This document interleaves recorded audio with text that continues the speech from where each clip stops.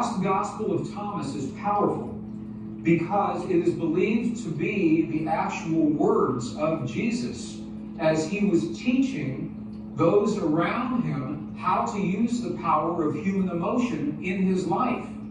I'm going to share two of these images with you. We said earlier, to unleash the force of the divine matrix in our lives, first, we have to understand how it works, and the science tells us how it works. Secondly, we must speak the language that the divine matrix recognizes, and science cannot tell us that. That comes from our past, from our culture, from our history, from those who have learned and used this language for thousands of years. So this is what we're doing right now. We're learning what did Jesus and what did the great masters say about this language. Because it's the same whether you're talking Buddhist or Hindu or Christian, pre-Christian traditions, they're all telling us that there is a field of energy and that we have the language to use that field. This is an actual page out of the Gospel of Thomas. So we know that this ancient gospel actually existed. And you can see some of the letters. These are Greek letters. You can actually read some of, if you know Greek, you can see some of the Greek letters right here. In the Gospel of Thomas, two very important keys. This was written right around 300 years after the time of Jesus. In this gospel, okay, so here's what we're doing. We've been in the Buddhist monasteries in Tibet, and they're telling us that feeling is the prayer, one. Two, that we must feel as if our prayers have already been answered. Okay, now we're in an Egyptian monastery with the texts that used to be our tradition before they were edited. And we're going to look at the instructions that tell us how to do that. Okay, if we do that? Is it good? Okay. Gospel of Thomas. If you have a copy of the Gospel of Thomas, this is verse 106, translated from the Nag Hammadi Library. And if you do not have a copy, it's in our books, and you can go to any library and pick this up. Verse 106. Look at what the Lost Gospel of Thomas says. It says, when you make the two, thought and emotion, one. So the Gospel of Thomas is talking about thought and emotion. It's saying when you make your thought and your emotion one, look at what happens. You will say to the mountain, mountain, move away, and the mountain will move away. Saying that when you can marry your thought and your emotion into one single potent force, that is when you have the power to speak. Let's go back to the Gospel of Thomas, another verse. Now this is verse 48. It says almost the same thing. This was so important that it was recorded at least 3 different times in the same gospel. Look at what this says. If the two make peace with each other in this one house. When Jesus is talking about the house or the temple, what is he talking about? What is he talking about? Precisely you. You are the house. You are the temple. If the two make peace with each other in this house, if thought and emotion become one, if they make peace with each other in this house, look what happens.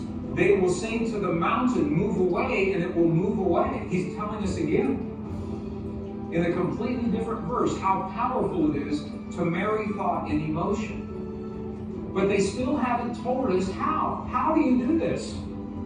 That's the next piece. In the early Christian Bible, your Bible today, there is a passage. How many have heard, ask and ye shall receive? Have you heard that before? Ask and ye shall receive. Have you heard that?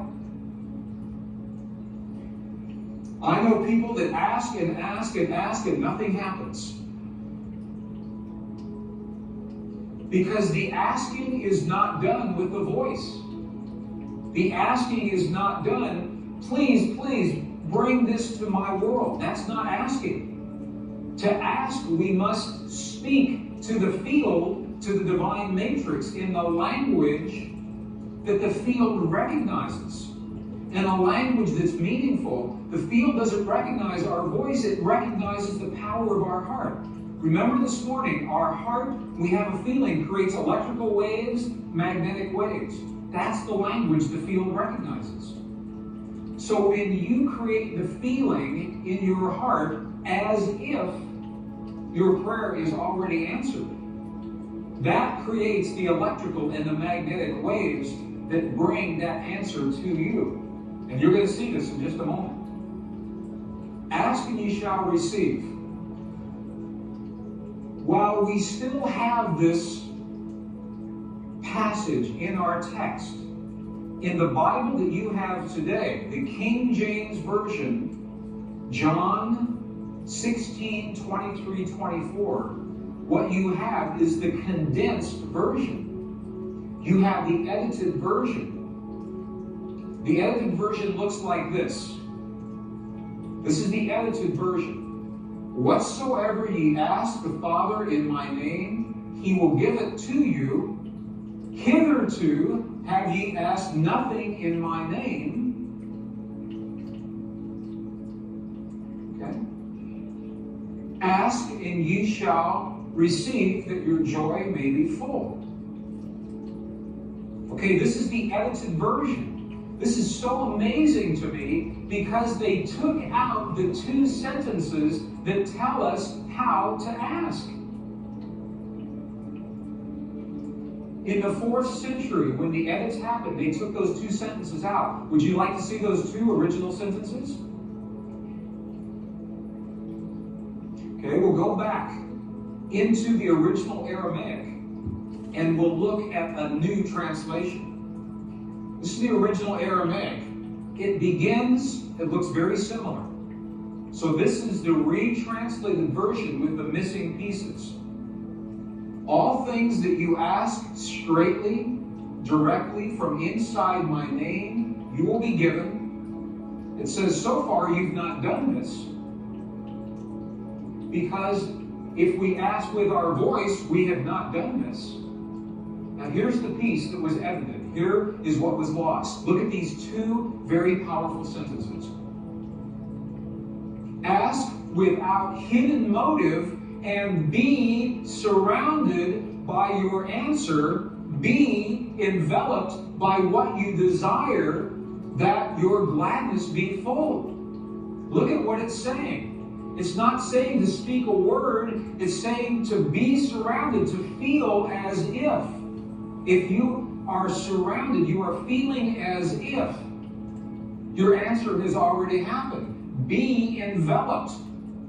If you want the perfect relationship in your life, if you want the healing in the body of your loved ones, feel the feeling of what it is like as if that has already happened. Be enveloped by what you desire, because that is when your thought and your emotion become one. You think the thought of the healing in your loved ones and you feel the love of that thought. They become one, and that is the language this field recognizes. Does that make sense? Are you okay with that? You're going to see an example of this, another example here in just a moment. Ask without hidden motive. What does that mean? Hidden motive. Ask without judgment. This is precisely what the Buddhists are telling us. Ask without the judgment of the right or the wrong or the good or the bad. Ask without the ego. Ask from the heart. Is this meaningful to you? Is this helpful at all? Let me give you an example then. Because to be, if it says be surrounded, that means to feel as if. To feel as if. Now, if that sounds too religious, because it's from the Bible, we spoke this morning about Neville. the philosopher Neville, early in the 20th century, his book, The Power of Awareness. Look at what he says. It's the same thing. Neville says, you must make your future dream a present fact now by assuming the feeling of your wish fulfilled to come from the place that has already happened. Now, this is what those practitioners did with that cancerous tumor. I want to just elaborate on this a little bit. When those practitioners healed the woman with her tumor this morning, they did not judge the cancer as wrong or bad or right or good. There was no judgment. They accept that tumor as a possibility, one of many possibilities, because in the quantum world, all things are possible. So they didn't say, bad cancer, you must go away. Or we're going to operate on you, or we're going to use radiation on you. They didn't do that. They accepted the cancer as it was, without hidden motive, without judgment. And they said, now we're going to choose a new reality by feeling, assuming the feeling as if the woman is already healed. So what they did was they felt the feeling as if the woman was fully healed, fully enabled, fully capacitated, already happened. In the chant that they were using, wasa, wasa, loosely translates into the words, already done. Already done. And then when they got excited, they said, make means now, now, now. Not a year from now, not a month from now, not 5 minutes from now. Now, in the quantum world, now. And her body responded. It must. Physical reality must respond to the language that it understands. So in the Buddhist traditions, they are telling us the quality of the feeling. And in the Judeo-Christian traditions, they are giving us the instructions to be surrounded, to be enveloped, how to create that feeling. And when you put those all together, it's something that happens in our hearts, not in our minds. Feeling as if the prayer is already answered with no judgment and no ego, and feeling from the result. Feeling from the result as if it's already happened. Are there any martial artists here in the room? Karate experts? I studied martial arts when I was in my 20s and 30s, a little bit in my 40s and 50s. Have you seen martial artists when they demonstrate their focus by breaking a concrete block? Have you seen that? You've all seen that before, right? Okay, here's the secret. Here is the secret to breaking that block. When the martial artist is focused on that block, the very last thing that they are thinking is about their hand hitting the block. Because if they think about that, they know it will hurt. So they focus on what happens after their hand is passed through the block, as if it has already happened. They focus on a place below the block and feel the feeling as if their hand is already in that place. That is a metaphor. That is an equivalent for what we're doing with the power of emotion. Feeling as if the experience has already happened.